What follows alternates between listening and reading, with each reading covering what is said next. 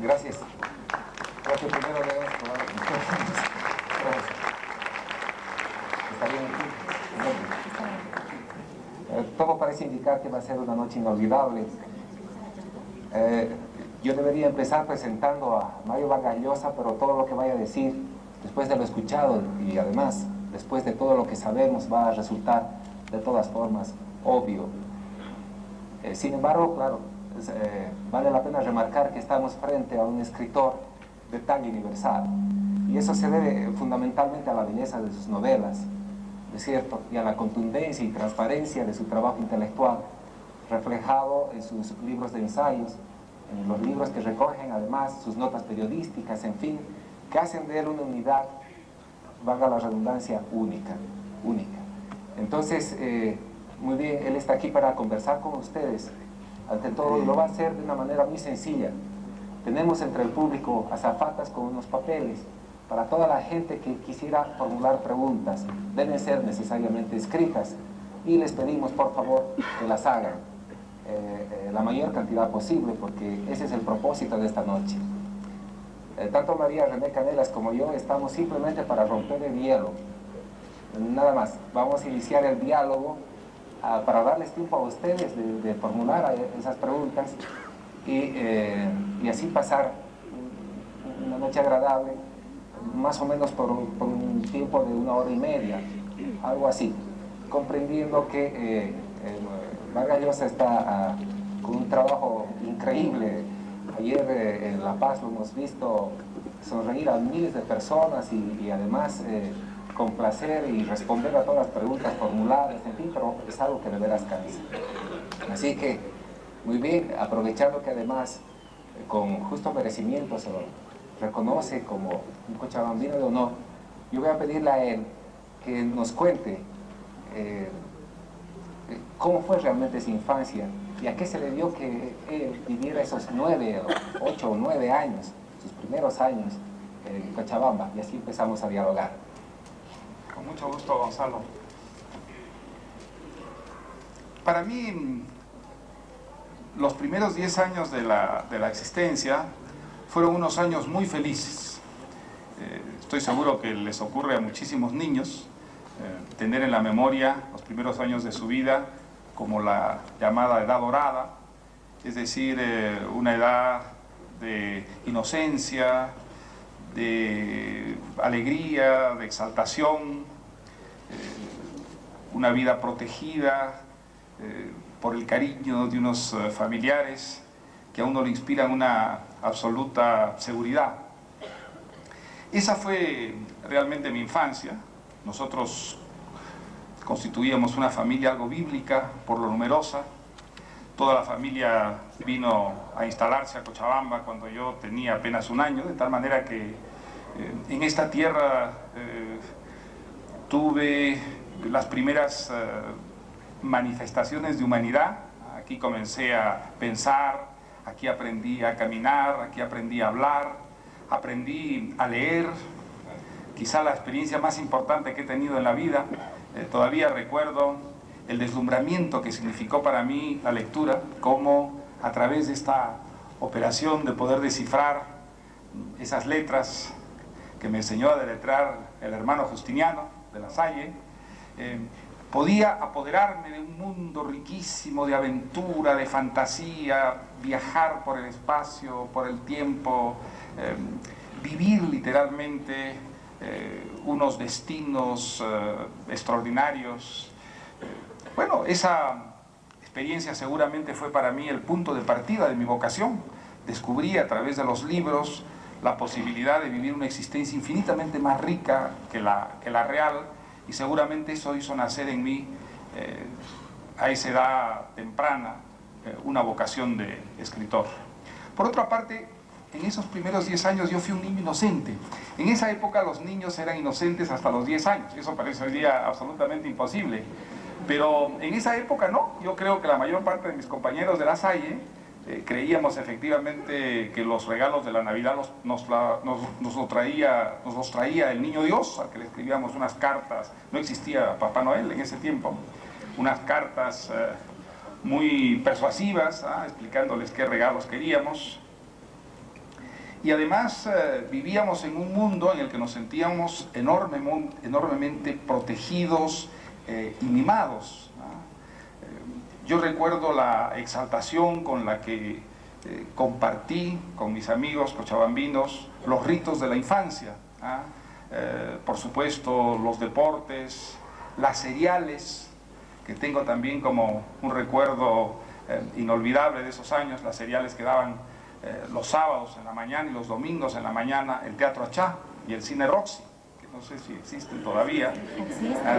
Después esos premios que consistían en que la familia nos llevara a nadar a las piscinas famosas de ese tiempo, que eran el Berbeley y en la piscina de Gastón Urioste. Y había pues todo tipo de aventuras. Ahora, antes de llegar aquí, recibí una carta que realmente, no soy una persona yo excesivamente sentimental, pero es una carta que realmente me humedeció los ojos, de una hermana, de un compañero mío de sus años primeros en La Salle, que se llamaba Mario Zapata, hijo de un fotógrafo que era muy famoso en Cochabamba en ese tiempo. La fotografía del señor Zapata pues había documentado todos los matrimonios, las primeras comuniones de los cochabambinos. Y un hijo de él, Mario, era íntimo amigo mío.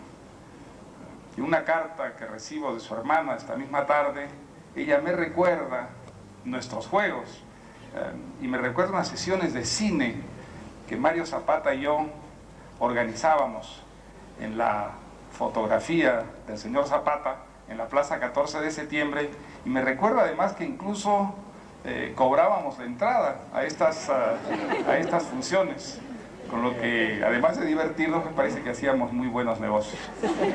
Mario Zapata desgraciadamente ya no está entre nosotros, pero para mí es una de las imágenes más cálidas de la infancia. Fue un amigo queridísimo con la que realmente compartimos todos esos ritos de la adolescencia, y si por casualidad su hermana está aquí, quiero que sepa públicamente cuánto quise yo a su hermano y cuánto lo extrañé cuando me exiliaron de aquí, de la cálida, querida y conocida Cochabamba, a una ciudad del extremo norte del Perú, en la cual durante mis primeros meses yo fui considerado verdaderamente un forastero, porque no hablaba como los niños piuranos, sino como un niñito serrano. Y en esos años, en esos meses, pues mi recuerdo de Mario Zapata, de Artero, de Román, de Galindo, ¿no? De todos mis compañeros Camargo, de La Salle, Camargo, Torrico y Olmedo, a quienes acabo de abrazar hace unos minutos, era un refugio cálido que a mí me defendía contra ese mundo extraño en el que empezaba apenas a integrarme. Desde entonces yo he recordado siempre esos años como una edad dorada que prácticamente concluyó cuando yo regresé al Perú. Allí comencé realmente a hacerme adulto, porque empecé a descubrir que la vida no solo era juego, diversión, aventura, sino también frustración, reveses, sufrimiento, y a descubrir los primeros ritos de la edad adulta. Ustedes entenderán por qué hablo siempre con tanto cariño de esta ciudad, una ciudad muy querida no solo para mí, sino para toda mi familia. La mujer con que estoy casado, Patricia, nació aquí en Cochabamba, es una cochabambina, o sea que ya tengo otra razón, como ven ustedes, muy cercana para sentirme ligado a esta ciudad.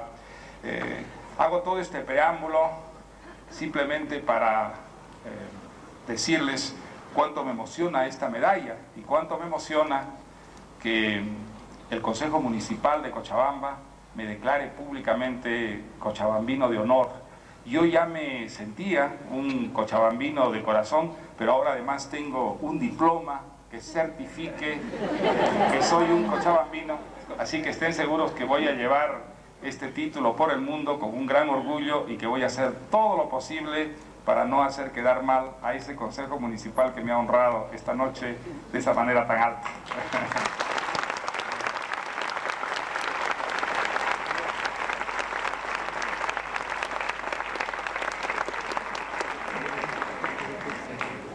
Sin embargo, Mario, los cochabambinos no encontramos en tu obra Cochabamba, no está reflejada Cochabamba en tu obra. Y en una entrevista leí que tú decías que esto responde a que tus años aquí fueron muy felices y que no es precisamente la felicidad la que nutre al autor para crear. ¿Cómo realmente funciona eso? Efectivamente, María René, es una cuestión para mí bastante extraña que no sé explicar, pero es una constante en mi trabajo de escritor. Siempre mi trabajo de escritor ha partido de algunas experiencias personales. Siempre la memoria ha sido la materia prima de todas las novelas que yo he escrito, pero por una razón que, como digo, es incomprensible, las mejores cosas que me han pasado para mí no han sido estimulantes, no me han inducido a fantasear, a imaginar historias alrededor de ellas. En cambio, las experiencias más bien dolorosas, negativas, frustrantes, las grandes decepciones, a veces sufrimientos, se convierten en un estímulo muy poderoso para la imaginación. Quizá porque la literatura es una compensación. Creo que nosotros escribimos y leemos ficciones porque en ese mundo inventado encontramos una vida alternativa a la vida real que nos frustra, que nos decepciona, que nos hace sufrir. Y entonces buscamos una vida paralela, que es la de la fantasía, de la imaginación, una vida que es una vida construida en cierta forma a partir no tanto de la felicidad, sino del sufrimiento humano. Quizá esa sea una explicación. En Cochabamba yo no sabía, yo vivía una irrealidad, no sabía que la vida era sufrimiento, que la vida era dolor, que la vida era injusticia. No, para mí la vida de mis primeros años fue realmente la felicidad, la protección, los mimos, el engreimiento, la satisfacción de los caprichos.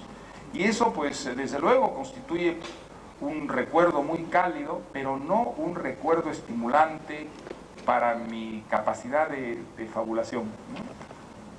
Volviendo al tema de la familia, tengo el dato de que en la historia de su familia, por Llosa, que es su única familia, como dice usted, en la historia de la familia hay 10 casos de matrimonios entre primos hermanos. Bueno, 10, yo estoy seguro que hay más. Los Llosa han tenido siempre una tentación terrible por la familia, por eso que un poeta nicaragüense llama la carne contigua. Bueno, pues sí, seguramente, no sé si es un mandato genético, pero no sé explicarlo. Seguramente que si hay un psicoanalista presente sube y nos da una explicación que nos deja aterrorizados. Mire, yo no creo que, digamos, hasta donde puedo consultarme, yo no creo haberme enamorado por un mandato genético, ¿no? Sino por razones mucho más personales e inmediatas. Pero el hecho es que, bueno, he terminado casado efectivamente con una prima. Ahora, eso tiene una riquísima tradición en la historia. Por ejemplo, mis antepasados, los incas, se casaban entre hermanos. Yo he sido mucho más delicado. He hecho esta tradición mucho más compatible con la...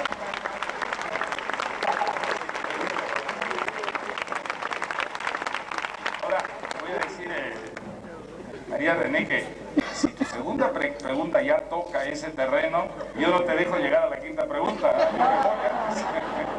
No, de hecho, no. Su primo Coco Llosa me decía que los Llosas son extremadamente unidos y él cree que es por eso que se casaban entre primos, ¿no?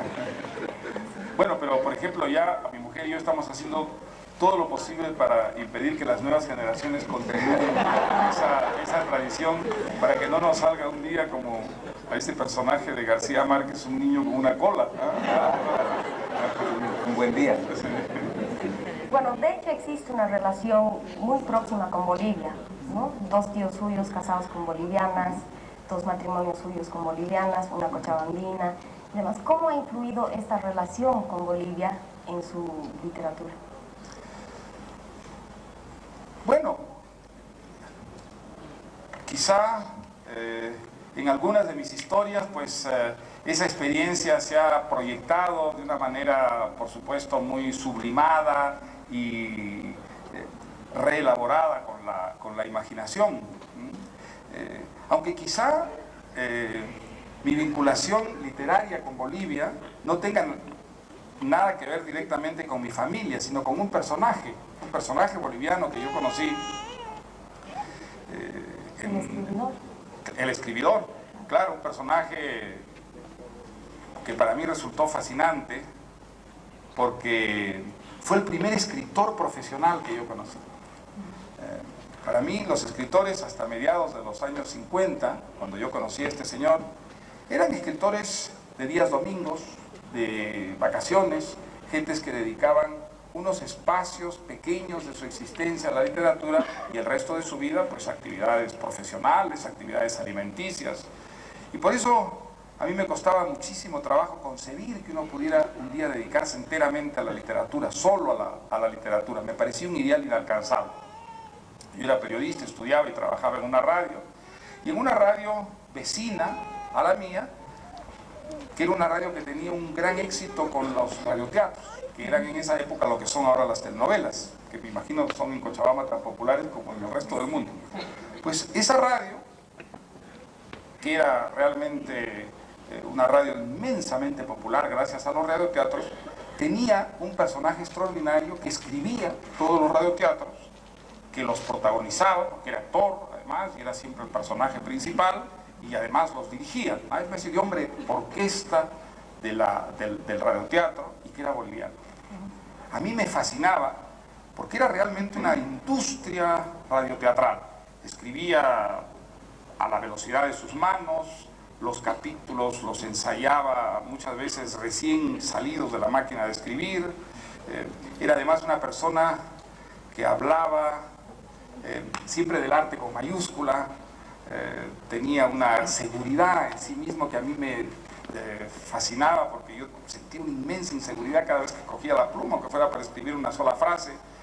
Y entonces ese personaje a mí me marcó mucho la memoria, y muchos años después pues inventé una novela a partir de recuerdos que tenía del personaje. Una novela que se llama La tía Julia y el escribidor, que ha sido quizá una de las que me ha deparado más satisfacciones en mi vida de escritor, porque es quizá la novela mía que más se ha traducido, que más éxito ha tenido en la mayor parte de los países donde se han publicado mis libros. Y esa es una novela que me inspiró pues un personaje boliviano. Quizás sea bueno que añada que no es una novela biográfica. Yo no escribí en esta novela de ninguna manera la vida de ese escribidor de radioteatros boliviano, una vida que yo no conocía, pero a partir del personaje que yo sí conocí, el escribidor de radioteatro, pues fantaseé una historia, y esa es una historia que tiene sin duda un origen boliviano, ¿no? También escuché decir que usted no esperaba que La tía Julia y el escribidor tenga el impacto que tuvo, ¿no? Efectivamente, yo pensé que era una novela muy peruana, que era una novela que hacía tanta referencia a la manera de hablar de los limeños, a las costumbres de los limeños, a esa cierta deformación de la estética que es la guachafería, ¿no? Que pensé que ese libro, pues sacado fuera del contexto limeño, peruano, resultaría poco interesante, ¿no? Ocurrió exactamente lo contrario. Es el libro mío que más éxito ha tenido. Es un libro que incluso en pues, lenguas muy remotas de la nuestra ha sido constantemente reeditado. Lo que me lleva a pensar que contando esa historia alguna fibra toqué yo sin proponérmelo y sin saberlo incluso hasta hoy día. Quizás es uno de los aspectos fascinantes que tiene la literatura.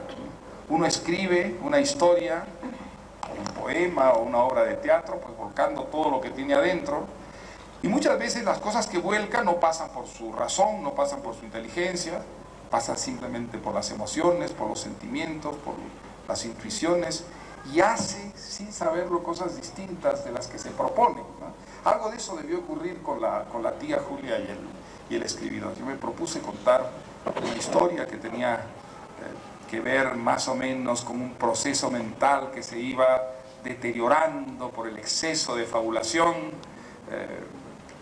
y resultó indudablemente algo muy distinto, una historia que tiene que ver con esa necesidad de truculencia, de sentimentalismo, que aparentemente pues es una necesidad compartida por públicos de muy distintas culturas, de muy distintas geografías. Pero este libro, La tía de Julia y el escribidor, que tiene, por lo que cuentas tú, un destino feliz, es tal vez un libro que represente todo lo que es Vargas Llosa, el novelista. Bueno, eso no sabría decirlo yo, Gonzalo. Realmente una frustración que yo tengo y que, bueno, creo que tienen muchísimos escritores, tal vez la tengas tú también, es que yo mismo no sé exactamente ni cuánto vale mi obra, ni qué es lo que ella realmente representa. Yo creo que soy mucho más lúcido respecto a lo que valen las obras de los demás escritores, lo que representan esas obras, que sobre la mía propia. Yo sé lo que he querido hacer en cada una de mis novelas, pero muchas veces la realidad me ha mostrado que he hecho algo distinto, que los lectores no han visto exactamente en la obra lo que yo quise poner. El propósito inicial. Sí. Y por otra parte, pues desde luego, cuando un libro mío tiene éxito, a mí eso me estimula muchísimo, y cuando no lo tiene, pues me deprime. Pero tampoco me da eso una idea cabal, clara de lo que puede ser el significado, la importancia que esa obra pueda llegar a tener. Sobre eso yo confieso mi ceguera. Uno no tiene la suficiente distancia sobre lo que ha hecho. Creo que incluso los escritores que demuestran más seguridad, que hablan con más certeza sobre lo que su obra representa, si uno pudiera escarbarlos hasta la más secreta intimidad, descubriría en ellos la misma duda, la misma perplejidad sobre lo que su obra representa. Uno no puede ver la obra suya con los ojos de los demás. Seguro. Y tal vez por ello es que la función de los críticos o la crítica puede ser muy importante, ¿no es cierto? Sin ninguna duda. Yo creo que la crítica es importantísima para los lectores y para los escritores. Y quizá en esta época más que en ninguna otra. Nosotros vivimos en una época de proliferación bibliográfica. Cada día se publican tal cantidad de libros, y un lector se siente como perdido, extraviado frente a esa oferta multitudinaria. Bueno, pues la crítica debería servir para discriminar, para orientarnos, para hacernos saber realmente en ese mundo amorfo cuáles son las jerarquías. Creo que una crítica realmente es fundamental para orientar a los lectores y además para establecer esa cierta discriminación que creo que es tan importante como la difusión de la literatura. Es importante que se lea, desde luego. La lectura me parece que es un ingrediente de la civilización, del desarrollo de los individuos, pero no cualquier clase de lectura. Es importante que la lectura sea una lectura orientada hacia lo mejor, suficientemente sensibilizada para rechazar lo que es malo, lo que es pobre, lo que es mediocre, lo que es destructor. Y creo que en eso la crítica debe cumplir una función principalísima. No me refiero tanto a la crítica académica, a la crítica universitaria, sino esa crítica que realmente llega al profano, al lector que no es un estudioso universitario y que no le interesa la erudición, pero que sí le interesa un texto crítico que lo oriente, que lo ayude a situarse dentro del caos, dentro del magma que es el mundo de la bibliografía incesante que se nos presenta. Creo que esa es una rama de la literatura, la crítica, que en América Latina necesita tener un desarrollo equivalente al que ha tenido la poesía o la novela, ¿no? Seguro que sí. Y si ejercemos un poco de crítica frente a tu novelística, vemos que indudablemente hay novelas más ambiciosas que otras, ¿verdad? Y por eso sorprende que la tía Julia y el escribidor tengan tanta suerte en su divulgación frente a novelas tan ambiciosas como La Casa Verde, Conversación en la Catedral, y ni hablar de La Guerra del Fin del Mundo, ¿no es cierto? Pues sí, es verdad. Quizá una explicación sea que la tía Julia y el escribidor es una novela de lectura más fácil, es una novela asequible para cualquier tipo de lector.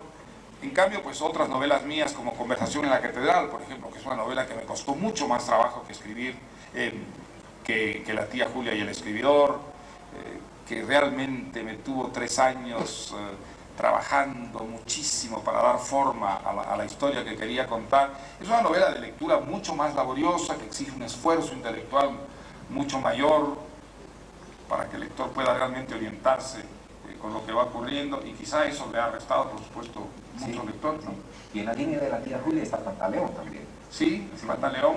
Bueno, Pantaleón es un libro por el que yo tengo un cariño especial, porque a mí ese libro me hizo descubrir el humor en literatura. El humor en la vida lo había descubierto siempre tuve mucho sentido del humor, pero en literatura yo tuve durante muchos años la idea totalmente errada de que el humor era incompatible con una literatura seria, que si una literatura quería enfrentar una problemática, si quería ejercitar una visión crítica de la realidad, tocar problemas cívicos o morales, debía esquivar el humor, porque el humor empobrecía el contenido de la obra literaria, hacía como unos guiños al lector que restaban credibilidad al texto literario. Eran unos prejuicios que yo estoy seguro venían de la influencia que tuvo en mí Sartre. Jean-Paul Sartre es un escritor que yo admiré mucho de joven, y Jean-Paul Sartre pues es un pensador, un escritor que fue muy importante, de un enorme talento, Muy serio. pero totalmente reñido con el humor. Fue un hombre que escribió cientos y miles de páginas tal vez en las que no hay una sonrisa, ¿no? Era un hombre totalmente impermeable al humor. Y yo creo que sus discípulos pues heredamos un poco esa visión prejuiciosa de la literatura. Y con Pantaleón me ocurrió lo siguiente. Yo tenía una historia que me daba vueltas en la cabeza muchos años, desde un viaje que yo hice a la selva, en el que descubrí en la Amazonía peruana que el ejército había creado un servicio de visitadoras para los cuarteles. Y a mí me daba vueltas en la cabeza el oficial al que el ejército le habría encargado esta misión. Y entonces pues fantaseaba cómo sería este oficial, cómo eligieron a un oficial para encargarle este... ¿Y cómo seleccionaba? Delicadísimo, digamos, destino, ¿no? ¿Verdad? Debía haber elegido. Yo pensé, bueno, ¿en qué rama del ejército lo buscaron? Intendencia, probablemente. En artillería o tanques. Entonces dije un intendente, digamos, un intendente. Bueno, ahora, ¿qué tipo de oficial buscaron? Seguramente escarbaron y escarbaron las biografías hasta localizar el más virtuoso de los oficiales de intendencia, ¿no, verdad? Bueno, así, fantaseando, especulando, me encontré que tenía una historia para contar. Entonces quise contarla, como había contado todas las historias hasta entonces, en serio, como me había enseñado Sartre que debían contarse las historias. Y me encontré con que no creía una palabra de lo que yo estaba contando. ¿Ah? Así descubrí que había historias que no se podían contar en serio, que para que fueran persuasivas, para que tuvieran realmente un poder de persuasión, había que contarlas con carcajadas o con sonrisas, utilizando la vena risueña, y es lo que hice en Pantaleón y las visitadoras. Por eso digo que con Pantaleón y las visitadoras descubrí la importancia del humor en literatura, ¿no? Y que continúa hasta los cuadernos de don Rigoberto. Porque si bien el tema de los cuadernos de don Rigoberto es la erótica, ¿verdad? El humor está presente. Y claro, es una feliz relación, porque muchas veces nos ha tocado vivir una fusión entre la crueldad y lo erótico, y esa combinación es nefasta, ¿no es cierto? Pero en cambio, lo erótico con el humor funciona muy bien, y la prueba contundente es los cuadernos de don Rigoberto. Pues me alegra mucho que me lo digas. Sí, sí. Por los cuadernos de don Rigoberto es una novela que yo me divertí mucho escribiendo, pero muchos lectores no se han divertido nada escribiendo. He tenido reacciones muy negativas, incluso muy hostiles y agresivas de lectores que se sintieron ofendidos por las libertades, ¿verdad?, que en esa novela pues se toma don Rigoberto a la hora de fantasear a escenas eróticas con doña Lucrecia. Ahora, allí utilicé el humor de una manera muy deliberada como un amortiguador del elemento sexual. Es muy difícil tratar el sexo en literatura, porque como existen tantas prevenciones respecto al tema sexual, hay que elaborar las escenas sexuales con una extraordinaria destreza para que no se enfrenten contra la incredulidad del lector. Los lectores tienen esa manera de defenderse contra aquello que no les gusta, los ofende o les irrita. No creen, descreen aquello que están leyendo y entonces matan la novela, ¿no es verdad? Entonces hay que buscar unas técnicas para que el lector no tenga tiempo de descreer. Cuando quiera descreer, ya la historia la ha aceptado, la ha vivido. Bueno, esa es la función que tiene el humor en los cuadernos de don Rigoberto. Yo utilizo el humor para que a través de la sonrisa, del juego, el lector vaya aceptando cosas que, dichas en serio, sería capaz de rechazar o condenar, ¿no? Algo importante en todo lo escrito por ti, en literatura, es que el Perú está siempre presente como un telón de fondo, como una piel que envuelve todo lo hecho, ¿no es cierto? Salvo la Guerra del Fin del Mundo, que tiene un ambiente distinto, el brasileño, todo lo demás efectivamente es el Perú. Y bueno, en Cochabamba se ha hablado mucho de Lituma en los Andes cuando salió, es el 90 perdón, es el Premio Planeta, 90. El 92 se publicaba y salió el 93. Sí, bueno, claro. Y a mí me parece que Lituma en los Andes es la novela más peruana que se ha escrito. Y me parece aquello por el conflicto que narra, ¿no es cierto? La presencia contundente, masacradora y ciega del Sendero Luminoso por un lado, pero por el otro lado, y esto es lo sorprendente, las religiones andinas tan crueles como el Sendero Luminoso. Ese contrapunto fue un propósito premeditado de parte de ellos. Bueno, quizá me va a tomar un poquito de tiempo, pero para responderte la pregunta tengo que contarte los orígenes de esa novela. Yo conocí hace muchos años a una pareja de antropólogos, se convirtieron en muy buenos amigos, eran vecinos míos en Lima, nos veíamos de cuando en cuando, y una vez me contaron una historia que a mí me sobrecogió. Ellos habían estado haciendo trabajo de campo en unas comunidades indígenas de la región del Cusco, muy alejadas y bastante primitivas. Y un día descubrieron que en una de estas comunidades un individuo había sido sacrificado por la comunidad a un dios tutelar de una montaña por la que iban a abrir un camino. Es algo que a ellos realmente los consternó, a pesar de que conocían la tradición, digamos, de los sacrificios a los apus, de personas. En el pasado, pues, no sospechaban que esa práctica podía todavía tener cultores en la época moderna. A mí esa historia realmente me impresionó muchísimo, que en un país que cuando uno visita Lima o las principales ciudades del Perú, pues es la modernidad, es un país que participa de todos los elementos, de los ingredientes de la modernidad, subsistiera al mismo tiempo enterrada una antiquísima tradición mágico-religiosa de culturas prehispánicas que hundían realmente sus raíces en la lejanía histórica mayor, y que eso estuviera ahí coexistiendo, aunque de una manera por supuesto oculta, secreta, con el Perú moderno, occidentalizado. A mí me inquietó, me intrigó, me desasosegó, y cuando me ocurre eso me doy cuenta que allí hay una historia que está como pugnando por corporizarse, ¿no?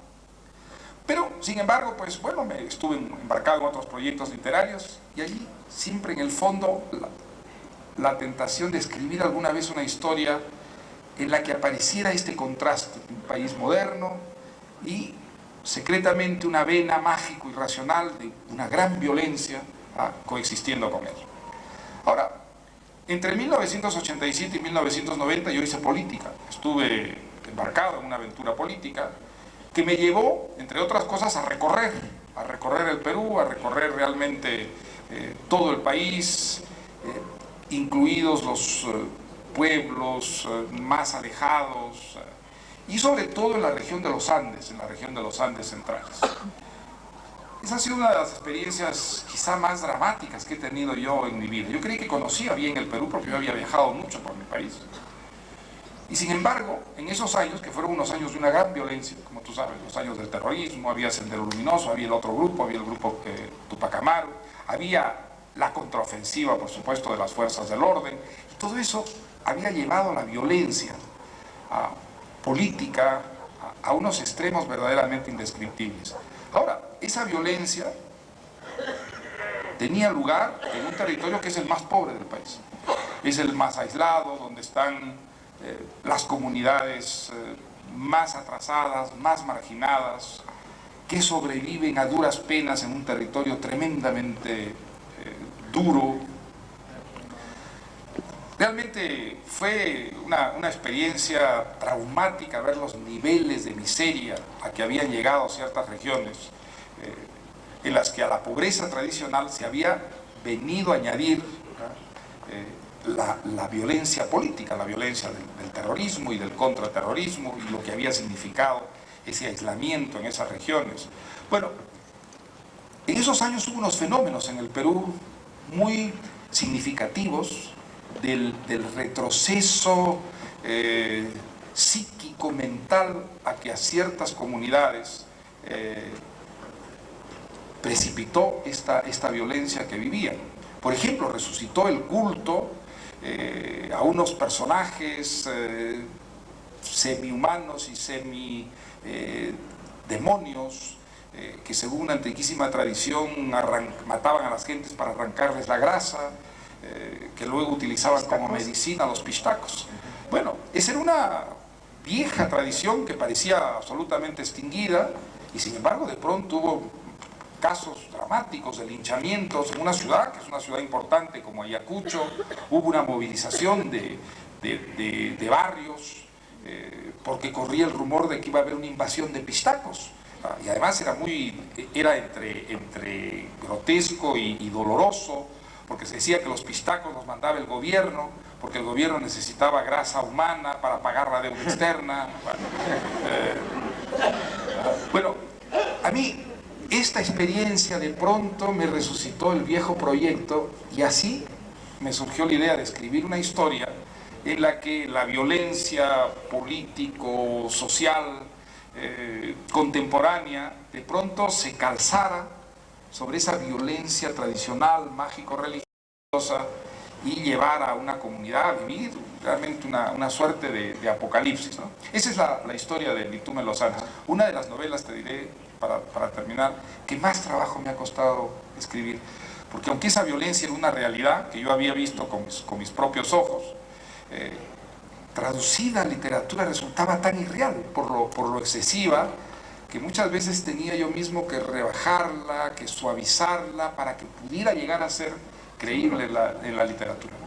Pese a ello, el final, ¿verdad?, de la novela, que es, claro, está muy bien escrito, como es obvio, trataron de hacer una novela de Mario Vargas Llosa, pero el final parece truculento.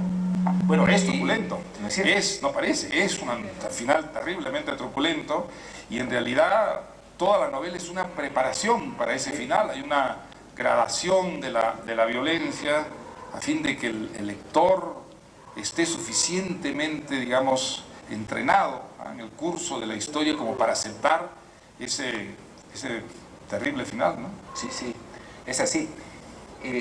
También me parece que esta novela deja latir en el fondo de ella una suerte de mensaje tuyo, yo no sé si consciente o inconsciente, de incomprensión. Me parece que, claro, tú conoces muy bien tu país por diferentes razones, fundamentalmente las razones de un escritor, también las razones políticas, en fin, pero me da la impresión que después de conocerlo, no terminas de comprenderlo o aceptarlo, no sé exactamente qué es. O lo contrario, tal vez Mario, que lo conoces y lo comprendes muy bien y que tal vez al revés no funciona, que es el país abigarrado, de norte a sur, el que tiene dificultades de comprender a un intelectual tan de élite como tú. Seguramente. Creo que eso es absolutamente cierto. Bueno, el Perú, pues como ocurre con muchos países de América Latina, no es un país, es varios países. Una civilización. Varios países que coexisten con grandes asperezas y traumas dentro de una nación. Pero tenemos culturas muy distintas, tenemos culturas que no solamente tienen lenguas diferentes, sino mentalidades diferentes. Hay un Perú moderno, occidentalizado, que funciona sobre todo racionalmente, y hay un Perú mágico, religioso, tradicional, que funciona como las culturas mágico-religiosas, a partir de actos de fe, a partir mucho más de emociones, de pasiones que de razones. Y ese Perú mágico religioso ni siquiera es un Perú uniforme, es un Perú también muy diverso, dentro del cual hay culturas que tienen lenguas distintas y que tienen ritos y mitos y costumbres que son incompatibles entre sí. Y todo eso pues hace que ningún peruano sea un miembro completo y cabal de todas las culturas del Perú y de todas las realidades estas contradictorias y diversas del Perú. Para mí desde joven, cuando empecé a viajar por mi país, fue siempre como sobrecogedor sentirme de pronto extranjero en mi propio país al trasladarme realmente a pocos kilómetros del mundo donde yo vivía y donde yo me sentía absolutamente integrado, a un mundo en el que yo no podía comunicarme con mis compatriotas porque hablaban otra lengua y porque además tenían una mentalidad completamente distinta. Yo hice un viaje el año 58 a la selva, ahí conocí la Amazonía, fui con una expedición de antropólogos y recorrimos todo el Alto Marañón, estuvimos con las tribus de los Abarunas, de los Huambizas y de los Chapras. Bueno, eso era el Perú, esos seres eran mis compatriotas, sin embargo, entre esos seres y yo no había diálogo ni comunicación posible, y no era porque solamente nos separaba un lenguaje distinto, sino una mentalidad, unas prácticas, una manera de ver el mundo, de sentir el mundo, de integrarse a la naturaleza, que eran absolutamente incompatibles. Entonces, eso, desde luego, es un enorme problema, pero también es una gran riqueza, también es una gran riqueza para una sociedad ser al mismo tiempo, pues, tantas cosas a la vez, ¿no? Seguro. Y de ese viaje, del 58 que cuentas, nace El Hablador, claro que muchos años después, sí, me imagino. Es el viaje más fecundo que he hecho yo en mi vida. Fue un viaje de pocas semanas y de esa expedición pues nació mi segunda novela, La Casa Verde, que es una novela que ocurre la mitad de ella en la Amazonía y que recrea pues anécdotas, episodios que yo viví o que escuché en ese viaje.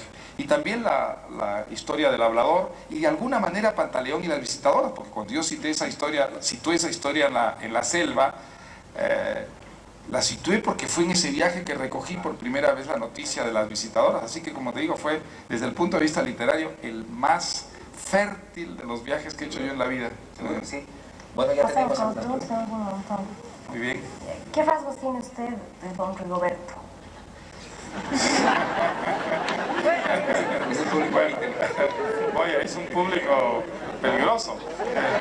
Bueno, voy a responder dentro de lo que la discreción permite. Yo siempre cuando me hacen esa pregunta tengo una respuesta preparada, ¿sí?, que me salva del problema. Digo que no, que yo no soy don Rigoberto, porque yo no creo, como cree don Rigoberto, que lo más bello que tienen las mujeres sean los codos y las rodillas. Pero yo me identifico con don Rigoberto en su defensa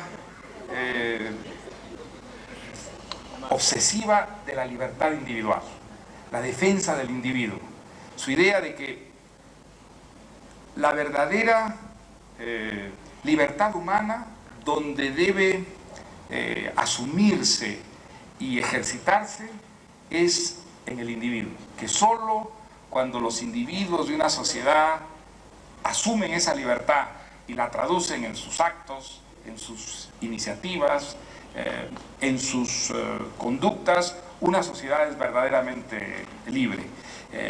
Y también comparto con don Rigoberto el temor a la desaparición del individuo arrollado por formas gregarias o colectivas. En el pasado ese peligro era un peligro ideológico, ¿no es verdad? Había las ideologías colectivistas. En la época contemporánea ese peligro viene más bien de la burocratización de la vida, que nos despersonaliza, que nos hace vivir como piezas dentro de unos mecanismos en los cuales la individualidad puede irse diluyendo o desvaneciendo. Pues como don Rigoberto, yo creo que hay que defender al individuo, porque el individuo es una preciosa creación humana de la que es inseparable la noción de libertad. Otra, ¿qué juicio crítico le merece el Ulises de James Joyce? Pues yo creo que es uno de los libros más importantes de este siglo, desde el punto de vista de la literatura, acaso el más importante. Creo que es un libro que llevó a cabo una revolución en la manera de narrar, de la que somos beneficiarios todos los escritores posteriores a Joyce, lo hayamos leído o no lo hayamos leído, nos guste o no nos guste el Ulises. El Ulises es una empresa casi imposible, ¿no? Es un verdadero deicidio, ¿no? Es intentar crear una obra que de una manera cualitativa y en cierto modo cuantitativa quiera enfrentarse de igual a igual con la creación, ¿no? Del mundo, de lo humano, de la sociedad. Y es una novela que pretende describir simultáneamente la experiencia humana desde todos los órdenes de la realidad, la exterioridad, la interioridad, lo puramente psicológico, las entrañas subconscientes donde se fraguan las motivaciones de las conductas, y todo eso con un tratamiento absolutamente novedoso, de una extraordinaria audacia del lenguaje, ¿no? Al mismo tiempo integrando, incorporando a esa ambición una cultura literaria prodigiosa, recreando un mito clásico, situándolo pues en un día en la vida de un judío irlandés en la ciudad de Dublín. Es una novela tan exageradamente ambiciosa que por supuesto no pudo llegar a alcanzar su tope, pero en el intento yo creo que fijó un modelo para la creación humana que es muy difícil de alcanzar. Seguramente si hay un libro que ha marcado su época en el campo de la novela en este siglo, ha sido el Ulises de Joyce. En El Hablador usted parece abogar por las minorías étnicas latinoamericanas. ¿Cuál es su criterio sobre los intentos de organización de los pueblos originarios en busca de su autonomía? Ese es un tema de una extremada complejidad. Desde luego que las pequeñas culturas tienen derecho a la existencia y a no ser arrolladas, ¿no? Y borradas por las grandes culturas. Países como el mío, pues que tienen muchas pequeñas culturas que han ido debilitándose, algunas de ellas desapareciendo, viven este problema como un drama histórico. Ahora, aunque para mí es clarísima desde el punto de vista moral la necesidad de defender el derecho de las pequeñas culturas a sobrevivir y a no ser borradas por las grandes, el problema se multiplica de una manera extraordinaria cuando queremos dar el paso siguiente y decidir cuál es la manera, cuál es la política que debemos adoptar para conseguir este objetivo, que esas pequeñas culturas sobrevivan. Esa es la historia del hablador, ese es el drama que se vive en esa novela. ¿Qué es lo más justo para una cultura como la cultura de los machiguengas, que son apenas unos pocos, muy pocos, ya miles de personas dispersos en la Amazonía, que han ido resistiendo a lo largo de siglos el cotejo con culturas mucho más poderosas, más fuertes, más modernas, que han ido minando a la cultura machiguenga, que la han ido debilitando? ¿Qué es lo más justo? ¿Qué es lo que correspondería hacer? ¿Preservar la cultura machiguenga tal como es? O más bien contribuir a su modernización, una modernización que en gran parte va a significar el sacrificio de muchos aspectos, de muchos ingredientes esenciales de la cultura machiguenga. Es un problema de una enorme complejidad. Si nosotros decidimos, como muchos antropólogos o etnólogos deciden en teoría, no hay que tocar esa cultura, porque si la perdón, se debe haber desenchufado, ¿no? No sé cómo se... Ahora vamos a hacer lo que nos pueda... Sí. Para que las pequeñas culturas sobrevivan coexistiendo con la cultura moderna. Los países que han modernizado enteramente su sociedad han desaparecido esas pequeñas culturas. Y en los países donde esas pequeñas culturas han sobrevivido al precio de la marginación y de la explotación más crueles, más injustas. Las comunidades de la selva amazónica, por ejemplo, pues sí, son culturas que han sobrevivido más o menos, pero han sobrevivido ¿a costa de qué? A costa del aislamiento, a costa de unas condiciones de vida terribles que llevan a algunas de estas culturas verdaderamente a tener unas expectativas de vida que están 2 o 3 veces por debajo del promedio peruano, a vivir unas condiciones donde la mortalidad infantil, por ejemplo, es espantosa, y a ser completamente vulnerables contra la explotación. Por ejemplo, lo que ha significado para las pequeñas culturas amazónicas el narcotráfico, el avance de las plantaciones de coca, la brutalidad con que esta expresión de la modernidad, entre comillas, ha llegado a la selva, ha diezmado a muchísimas de estas culturas. Entonces, cabe por lo menos la pregunta: ¿no es mejor que estas culturas se modernicen para que puedan defenderse y para que puedan preservar por lo menos un aspecto de su cultura? Porque preservando su cultura totalmente como hasta ahora, pues el resultado va a ser a corto o a largo plazo su exterminio, su extinción. Bueno, ese es el problema del hablador. Ahora, quizá podría añadir algo respecto al hablador. Aunque ese es el problema social, ético, que la novela describe, en realidad la novela cuenta una historia, que es la historia de un hablador.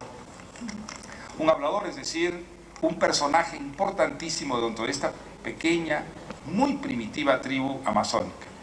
Una tribu que ha hecho del contador de historias un personaje al que la comunidad entera reverencia, porque ve en él a alguien que no solamente distrae muchas horas a las comunidades, a las familias, contándoles historias, sino porque además en estas historias que él cuenta y preserva, ellos sienten que está como el cordón umbilical que une a cada machiguenga con el otro machiguenga y con los machiguengas del pasado y con los machiguengas que vendrán.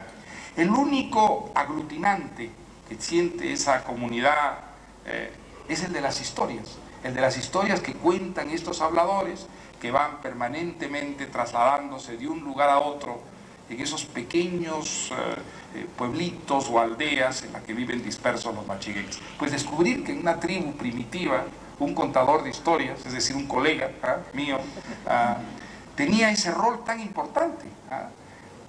Llevaba sobre sus hombros en cierta forma la supervivencia de la comunidad. A mí me conmovió profundamente y me indujo a contar una historia en la que un hablador pues aparecía ejercitando esa extraordinaria función, ¿no? Ya. Bueno, ahora viene una pregunta clásica que te la hago porque está más de una vez aquí. ¿Por qué la ruptura con García Márquez? Clásica, ¿no?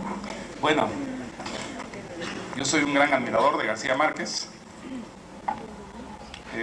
Desde que lo descubrí hasta ahora lo he leído siempre con muchísimo entusiasmo, a veces con una extraordinaria admiración y siempre con mucho interés.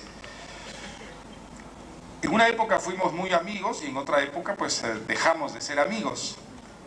Pero él y yo tenemos un pacto, y es que no hablaremos de esto ninguno de los dos, y dejaremos a nuestros biógrafos, si los tenemos en el futuro, que investiguen, que descubran qué es lo que motivó nuestro distanciamiento y lo publiquen. Hay que dar algún trabajo a los biógrafos y no darles ya todo el trabajo realizado, ¿no?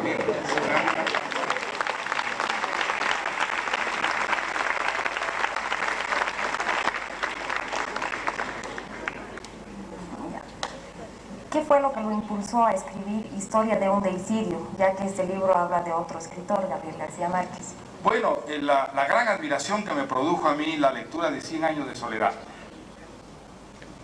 En realidad yo admiraba mucho la obra de García Márquez desde que leí El coronel no tiene quien le escriba. Pero sobre todo 100 años de soledad a mí me deslumbró. A mí me pareció que la novela latinoamericana con esa novela pues alcanzaba un tope más alto, que daba realmente como un salto hacia una perfección, hacia una elegancia de prosa, hacia una finura de fantaseo. Y entonces eso me impulsó a estudiar los mecanismos que había detrás de esa fabulación que exaltaba tanto a lectores de tan diversa condición, ¿no? Di un curso, primero una vez sobre esta novela, luego di otro curso en otra universidad ya sobre la obra de García Márquez, y finalmente pues a base de estas notas y de todos los escritos que tenía yo parciales sobre algunas obras de García Márquez, fui elaborando este libro, que es un libro que por supuesto ha quedado desfasado ya en el tiempo, porque yo lo escribí cuando García Márquez había escrito 100 años de soledad. Y la historia de la Cándida Heredia. Y la historia de la Cándida Heredia, efectivamente, el último de los libros que yo llegué a analizar en ese, y después de eso pues ha escrito media docena de libros más, ¿no? Sí. ¿Su inclinación romántica al socialismo ha quedado definitivamente como un cuento ya superado? Definitivamente. Yo creo que el socialismo es una cosa del pasado. El socialismo fue una utopía irrealizable, una utopía colectivista, la idea de que podía llegarse a la justicia a través de la colectivización entera de las actividades productivas, de la estatización de la vida social y económica. Y eso fue una utopía, como lo ha demostrado la realidad, es decir, las sociedades que intentaron materializar este tipo de socialismo, pues construyeron unos verdaderos infiernos donde desapareció la libertad, donde se instalaron dictaduras verdaderamente sin precedentes en la historia, y además donde se llegó a repartir la pobreza, ¿no? Sociedades que fueron incapaces de crear riqueza. Yo creo que efectivamente la caída del muro de Berlín fue como el emblema de la desaparición del socialismo. Ese socialismo, hay un socialismo que ha sobrevivido en una retórica, y es un socialismo que podemos llamar ético. Eso es una realidad que sí es perfectamente compatible con la democracia, con la filosofía liberal, y es el socialismo que parte de una premisa moral, la de que hay en toda sociedad seres débiles, que hay seres que no están en condiciones de competir realmente con los otros en la lucha por la existencia, porque su debilidad los hace totalmente vulnerables y condenados a la derrota, al fracaso, es decir, al hambre, a la extinción, ¿no? Y que entonces la sociedad tiene una responsabilidad moral con esos sectores débiles y debe asumir como una obligación social el enfrentar esas carencias. ese aspecto del socialismo, que es un socialismo ético, sí sobrevive y no solo en la socialdemocracia de nuestros días, o en los partidos liberales, o en el conservadurismo incluso. Eso forma parte de la cultura de nuestro tiempo. En la cultura de nuestro tiempo es realmente inaceptable una doctrina o una teoría política que considere que los seres indefensos, incapaces de sobrevivir por sí mismos, deban ser sacrificados en nombre del pragmatismo social. Ese es un aspecto que se puede considerar una herencia, y una herencia válida, aceptable del socialismo. Pero la doctrina económica y la doctrina social, yo creo que está definitivamente extinguida. Mario, una pregunta complementaria a esta. El proyecto del consejero en la guerra del fin del mundo sostiene este discurso, ¿verdad? Bueno, es una utopía, ¿no? Él es un ser utópico, es un ser que cree que el paraíso terrenal se puede construir sobre la tierra. Para ustedes. Tiene la convicción absoluta de que la religión es la llave mágica para construir ese paraíso terrenal. Vive con una gran autenticidad, ¿no es verdad?, esta creencia, y el resultado de ello es el apocalipsis, es el exterminio, el sacrificio de todos esos seres indefensos, débiles, pobres, que lo han seguido, que lo han creído, que han encontrado una razón vital en esta teoría y que se embarcan en esta aventura, pues al final de la cual lo que les espera es simplemente la masacre, ¿no? Así es. ¿Podría describir en pocas palabras lo que siente y piensa cuando comienza una obra? Primero, un desasosiego. Creo que esa es la descripción de lo que siento cuando de pronto encuentro algo que me inquieta, que me intriga, que me lleva a darle muchas vueltas en la memoria y que luego me induce a investigar un poco y a fantasear en torno hasta que de pronto pues descubro que tengo un pequeño embrión ahí de historia. Ese es un momento, ese es un periodo que es casi inconsciente, no hay una deliberación, eso ocurre de una manera espontánea, natural. Luego cuando, digamos, tomo la decisión, que puede ocurrir meses o a veces años después de haber dado vueltas a un proyecto literario. Cuando tomo la decisión y empiezo a trabajar, en realidad no empiezo nunca a escribir inmediatamente. Empiezo a hacer unos esquemas, unas posibles trayectorias de anécdotas. Ese para mí es un momento de una inmensa inseguridad, de una gran excitación intelectual y al mismo tiempo de una inseguridad absoluta. Me parece tremendamente difícil el proyecto, gaseoso, vago, pero bueno, la práctica pues me ha demostrado que si yo persevero, que si trabajo mucho, incluso trabajando al principio de una manera casi mecánica, poco a poco esa historia va tomando formas. Yo hago siempre un primer borrador, que generalmente es mucho más largo de lo que resulta la obra definitiva, donde escribo una historia de una manera caótica, incluso incorporando pues, posibilidades, versiones distintas de un mismo episodio, y muy a la carrera, y sobre todo para romper la inhibición, para luchar contra el derrotismo, que es una constante amenaza en la primera etapa del trabajo. Luego, cuando ya tengo un borrador, para mí cambia completamente ese estado psicológico. Ya tengo una seguridad, ya sé que la historia está allí, en bruto, escondida dentro de ese magma que es el borrador, y que todo depende de mi trabajo. Entonces allí sí trabajo con mucho más seguridad y sobre todo con un gran entusiasmo.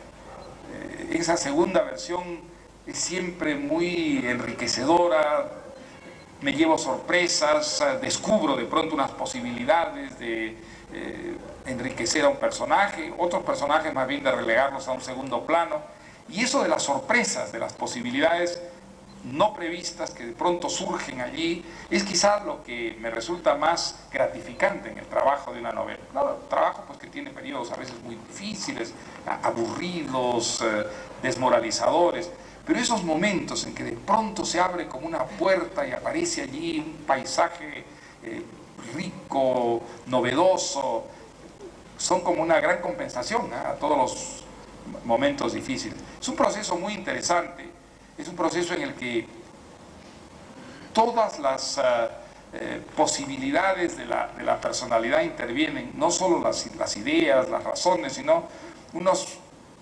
impulsos que vienen seguramente de una zona muy secreta de la personalidad y que a veces llevan la historia por unos caminos imprevistos, ¿no? Es algo que yo hago hace tantos años y que nunca he dejado de sorprenderme y de maravillarme, ¿no? Y mientras escribes, ¿el éxito o no de una novela es algo que te atormenta? No, no, en absoluto. Mira, es un trabajo que a mí me concentra tanto que yo no creo haber pensado nunca, mientras estoy escribiendo la novela, ni en los lectores, ni en lo que pueda ocurrirle a la novela después. Hombre, como todos los escritores del mundo, me gustaría que todas mis novelas tuvieran éxito. Naturalmente no soy ningún masoquista y estoy encantado que una novela mía tenga éxito. Pero lo que sé como lector es que el éxito de una novela no lo puede planificar jamás su propio autor. Tú no puedes decir, escribiendo de esta manera voy a escribir una novela exitosa. Eso no existe, afortunadamente no existe. El éxito es algo extraño que depende de circunstancias que no son controlables por un escritor, de tal manera que un escritor lo mejor que puede hacer es ponerse a escribir de la manera más genuina, más auténtica que puede, y si tiene éxito, pues muy bien, y si no tiene, también. En todo caso, yo creo que un escritor sabe que la mayor satisfacción que va a tener con lo que escribe, lo va a tener mientras lo escribe, y no después de que lo haya publicado. La satisfacción íntima que da de pronto sentir que eso es, que ese era el adjetivo, o que esa era la manera de cerrar el episodio, o que esa era la manera de encarar el diálogo, y tener esa especie de asentimiento íntimo de que ha acertado, de que lo ha conseguido, eso no tiene comparación posible, ¿eh?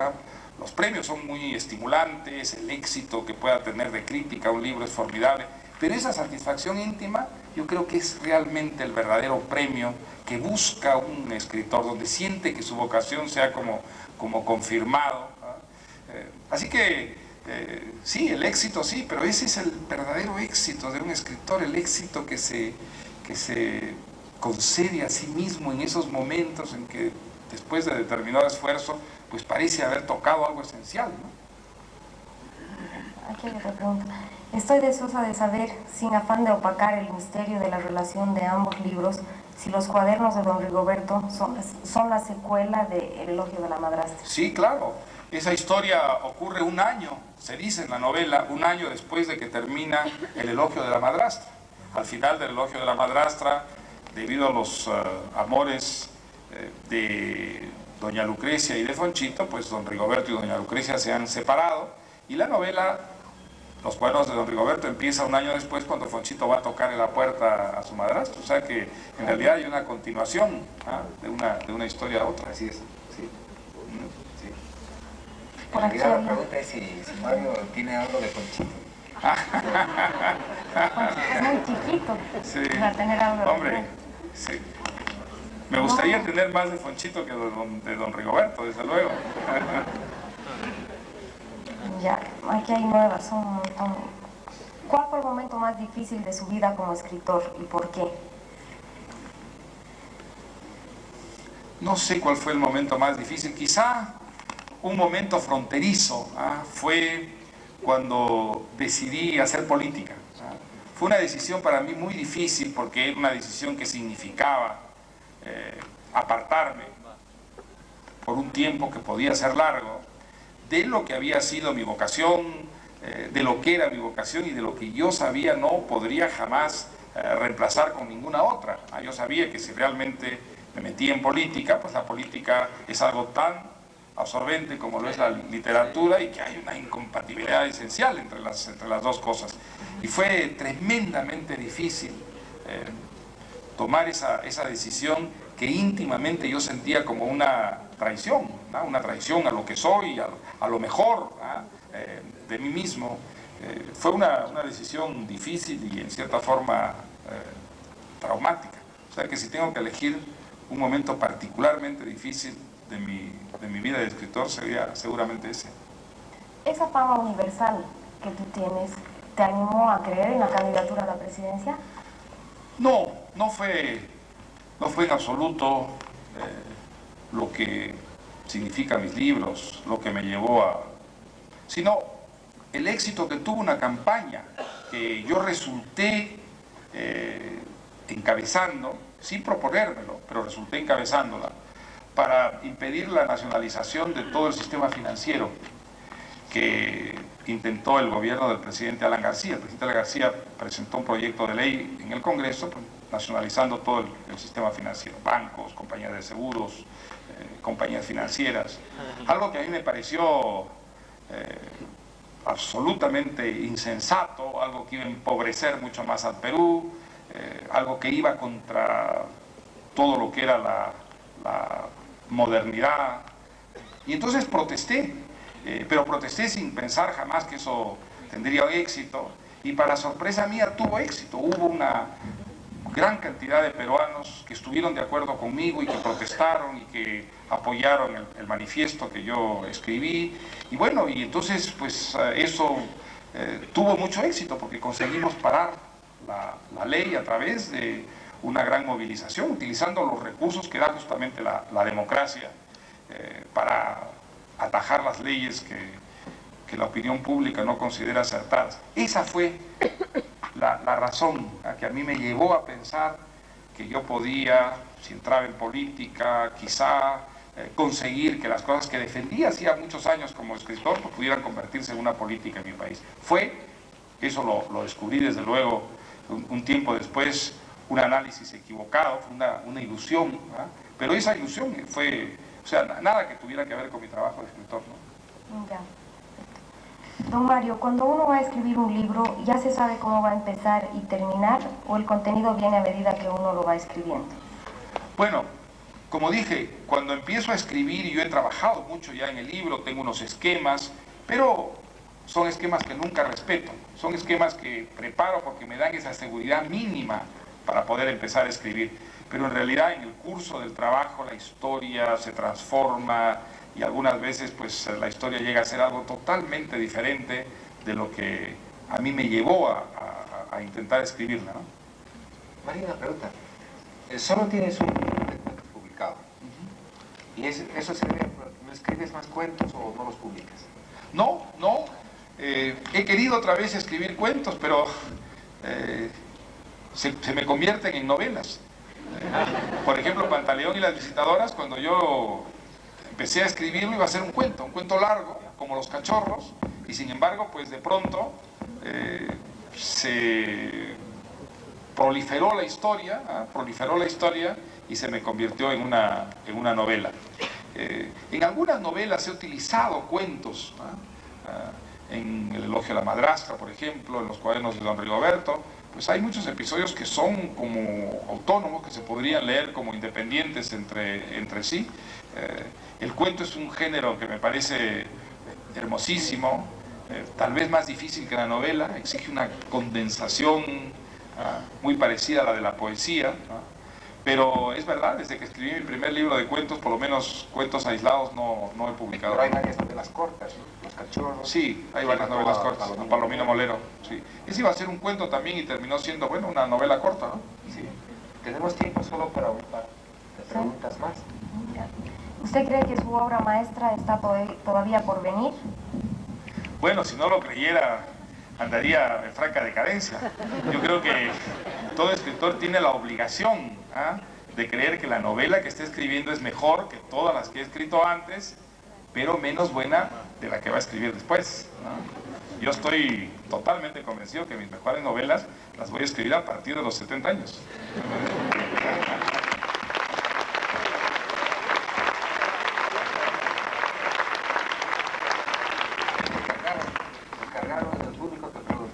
Si tal vez después de los 70 años pudieras escribir con mucha libertad una historia de amor.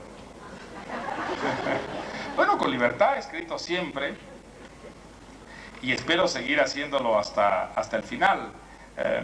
Escribir una historia de amor, desde luego, es muy tentador, pero también dificilísimo. Como es un tema que ha sido tan trabajado, tan interminablemente hecho y rehecho por los escritores, uno entra en un terreno que es un terreno ya de clichés, de estereotipos, de frases hechas. Si ustedes piensan en las buenas novelas que han leído últimamente, van a ver que entre ellas son contadas las historias de amor, y los novelistas rehuyen ese tema porque es un tema que parece agotado. Digo parece porque desde luego no lo está agotado. El amor sigue siendo una experiencia riquísima, quizá la experiencia más importante para los seres humanos, y por lo tanto la literatura puede seguir ocupándose y testimoniando sobre ella, pero es enormemente difícil. Se necesita una extraordinaria habilidad para encontrar una manera novedosa de describir esa experiencia que ha sido ya tan descrita y por tantas obras maestras en la historia de la literatura. Leeremos unas cuantas más, yo creo, porque no queda mucho tiempo, ¿no? Otra clásica. ¿Cuál es el motivo para adaptar la nacionalidad española? Pese a que ya lo has explicado varias veces. No he renunciado a la nacionalidad peruana, como dicen muchos enemigos míos que han difundido esa calumnia. No es verdad. Yo pedí que España me reconociera la doble nacionalidad en un momento muy difícil, en la que por mis críticas al régimen que hay en el Perú, me vi amenazado con la posibilidad de perder la nacionalidad peruana. Tenía juicios como traidor a la patria por criticar a la dictadura, había habido un acto público de los jefes del ejército acusándome de traidor a la patria, y entonces la posibilidad de perder la nacionalidad y quedarme convertido en un paria, pues era una posibilidad muy real. Eso me llevó a pedir la doble nacionalidad, que el gobierno español, en un acto que yo agradezco profundamente, me concedió, y desde entonces pues he enriquecido mi nacionalidad peruana, añadiéndole, gracias a la generosidad del gobierno español, la nacionalidad española, que me preserva contra cualquier intento del régimen que yo critico de privarme de la nacionalidad peruana. Pero no es verdad que haya renunciado a la nacionalidad peruana, como veo que todavía se repite, a pesar de que he hecho muchas veces ya esta explicación. Ahora tengo además la nacionalidad cochabambina, la verdad que estoy seguro que...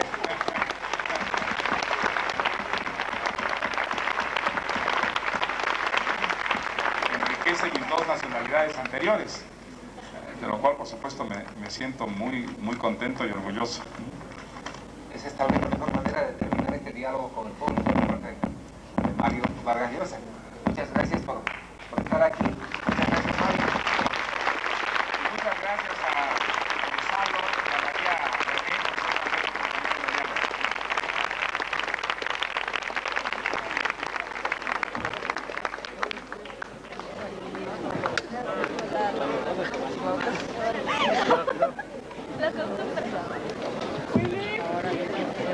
Agradecemos a todo el público asistente y comunicamos que el acceso de la parte izquierda hacia la calle está abierto para que puedan salir.